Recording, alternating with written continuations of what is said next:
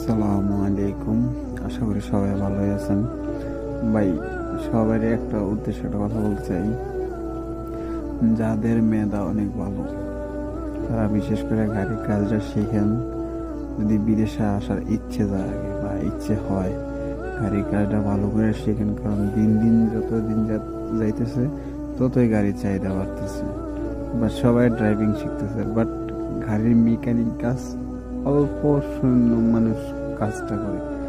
আর বিশেষ করে মানুষ কেন বোঝে না যে নেতার পিছনে ঘুরে তো লাভ নেই, বা নিজে একটা কর্ম শিখি, কর্মটা কাজে লাগাই, নেতাই আপনার পিছনে ঘুরবো। ভাই, এখনো সময় আছে, নেতার পিছনে না ঘুরে অন্তত কাজ শিখেন। ভাই, ফ্যামিলি হাল ধরেন পড়াশোনার পাশাপাশি, তাহলে দেখবেন চাকরির জন্য আপনি খোঁজা লাগবে না, চাকরি বরঞ্চ আপনারা খুঁজবে।